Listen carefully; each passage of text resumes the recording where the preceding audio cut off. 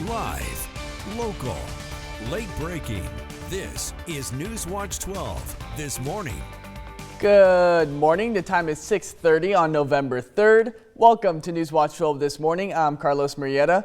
We're taking a live look out Chiloquin from the Clamoya Casino. We got some sun in there finally. We want to turn over to Storm Tracker 12 meteorologist Sarah Kress for a look at your Monday. And Sarah, like I said, we're finally got to see some daylight in our shows. I know, and it's only going to be for a short time, but it is nice for us to finally, maybe in the last little bit of enjoying some earlier sunrises. If you set your clock, well, you should have set your clocks back overnight into your Sunday morning. So today we're going to see that sun rise at 6:47. A little bit of brightness to our day, but also waking up with some very chilly temperatures. We're at 39 for Medford. Over east side, we're at 25 for Klamath Falls. Along the coast into the 50s, we're seeing some rain work its way in this morning, but we are seeing some impacts to visibility. If you're into Medford towards Grants Pass, we've kind of been seeing it vary throughout our morning.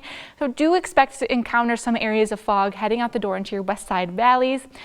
Today, we are going to be tracking out again that next system moving its way in, and we have the possibility for those showers into your late part of your day and for a few of us across the region, but we're already seeing that along the coast. It is going to pick up as we're through the morning, and then we'll see this work its way inland throughout late morning into the afternoon, and this evening we'll be tracking out more of that wet weather. But a closer look at it, rainbows inland throughout the day. We're also going to be tracking some gusty winds picking up across the region, and then we'll get a short break tonight because today is the first of several storm systems moving in that is going to continue that wet weather through our week and bring some very strong winds along with it, especially into our Wednesday. But a closer look at those high temperatures today, very fall-like, most of us peaking out into the 60s. Temperatures along the coast will be into the 50s for us today. Also, like I mentioned, we're going to be seeing some very strong wind gusts, especially for the coast, with a high wind warning in place. But I'll go into more details because that's not the only area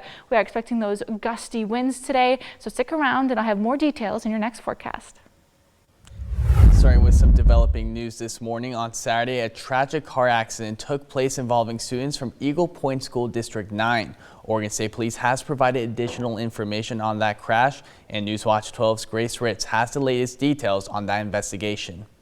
Here at the 9600 block of Highway 140 just by Salt Creek Road in Eagle Point, where law enforcement has confirmed that this is the site of a devastating car accident that happened early Saturday morning involving two students from Eagle Point School District 9. In a news release sent by Eagle Point School District 9 to staff, it says that 4 students were involved in this car accident. 2 are dead and 2 are in critical condition. According to Oregon State Police, a Ford F-350 was involved in a single vehicle crash near milepost 9 on Highway 140. Investigators say the driver, a 17-year-old male from Eagle Point, failed to navigate a turn, crashed through a guardrail, and rolled into a nearby creek. The driver was not wearing a seatbelt and was pronounced dead at the scene. A passenger, 18-year-old Mitchell Frank Thorpe of Eagle Point, was also not wearing a seatbelt and was pronounced dead at the scene. 2 additional passengers, a male and a female, were taken to the hospital in critical condition. Oregon State Police say impairment and speed are believed to be the primary factors in the crash. The investigation is still ongoing. In Jackson County, I'm Grace Ritz. And on to continuing coverage, a federal judge is extending her order blocking President Donald Trump from deploying any National Guard troops to Portland until Friday. Now, the decision comes after a 3-day trial last week that heard arguments over whether the Trump administration violated the law by federalizing and trying to deploy Oregon and California troops to Portland. National Guard troops have been staging at Portland training bases for weeks while the legal case plays out. Their purpose is to protect federal officials and an immigration and customs enforcement facility that's been the focal point of the daily protests since June. The Trump administration is expected to appeal the decision. And with just days until the government shutdown becomes the longest in history, President Trump is calling on Republicans to change the Senate rules to reopen the government with a simple majority vote instead of the 60 votes currently needed. Now, this comes as 42 million Americans face losing critical food assistance. A federal judge now ordering the Trump administration to start making food stamp payments today or partial payments by Wednesday. However, it's not clear if the White House will comply. The Trump administration argues it can't legally use emergency funds. And with November SNAP benefits being put on pause due to the shutdown, communities, food pantries, and restaurants have been finding unique ways to help feed their communities, especially in Central Point. Lowe's Loaves in Central Point is one of the many restaurants that are helping feed their neighbors by making easy pre-made meals that can be reheated. Anyone can come by their bakery and grab a meal, no questions asked. Folks can just show up. We will not have our normal bakery operations happening. So from 2 to 5 p.m., people can just show up, tell us how many meals they would like, and then we'll give them to them and they can take them home, reheat them, and eat them as they need. To learn more about what inspired the owners to lend a hand and how you can help, tune in to our evening newscast later today.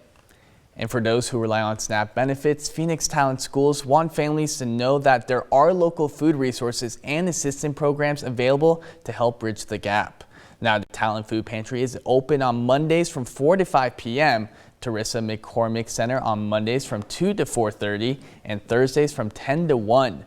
Rogue Food Unites on Tuesdays and Thursdays from 4 to 6 p.m., and the Ashland Food Bank is open weekdays for Ashland and Talent residents from 9:30 to 12:30 p.m. And the special election is just one day away, and we're highlighting some of the measures that could have major impacts on our communities. So first, let's look at Measure 15 through 238 that could change the future of downtown Medford. The measure would raise the maximum rate of Medford's transient lodging tax from 11% to 13%. The tax increase would affect those renting locations such as hotels, motels, and Airbnbs for stays of 27 days or fewer. I'm really optimistic from Measure 15-238. We've received a lot of positive community support. Our mission has been to educate people on this initiative. A lot of people think, oh, this is a property tax. This is not a property tax. The City of Medford plans to use these funds to begin Phase 1 of the Creekside Corridor project. A closer look at our ongoing coverage on the project and its impacts can be found on our website at kdrv.com. And Rogue River residents will be voting on Measure 15-239, which is a 5-year local option tax for general fire safety operations for Jackson County Fire District 1. Now, if the levy is approved, it would implement an 80 cents per $1,000 of assessed value levy starting in July of 2026. The new levy would replace the current levy of 50 cents, which is set to expire on June 30th of 2026. The new levy would maintain current services and fund equipment replacements, and without it, Fire District 1 says service reductions would occur, leading to longer response times. And moving on traffic alert, Highway 238 is closed 2 miles east of Murphy due to a crash that knocked down power lines. The crash also has knocked out power for some residents, according to Pacific Power, and it is unknown when the road will reopen, but we will continue to monitor this situation. And a major road project in Grants Pass is now underway, closing part of a busy street for months. Hillcrest Drive is closed between 9th Street and Beacon Drive through April of next year as crews rebuild the road, upgrade drainage, and improve sidewalks. Detours are in place and drivers are being asked to plan ahead and use extra caution around the work zone. And attendance is on the rise in the majority of the Phoenix Talent schools. Educators say it's more than just numbers. From daily celebrations to hands-on community projects, students are showing up and excited to learn. Newswatch 12's Danny Stepanovich has more.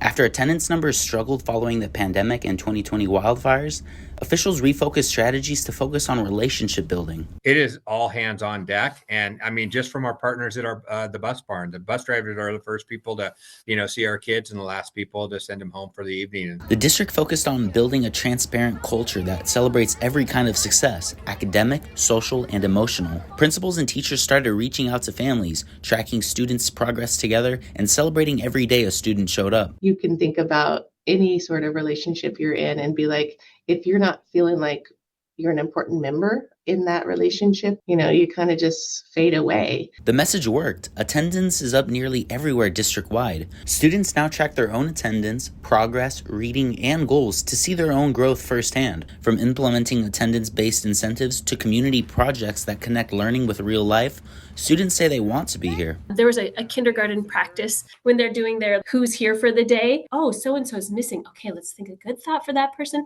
Let's kiss them. Send it out. A kid was like, I was gone yesterday. I felt it. Educators say that sense of belonging, not policy, is what's driving record turnout. In Phoenix, Danny Stepanovich. In just a few days, Jackson County will be conducting an emergency alert test, part of an ongoing effort to enhance community preparedness. Now, the test will take place on I-5 from the California-Oregon border to exit 14 near Ashland.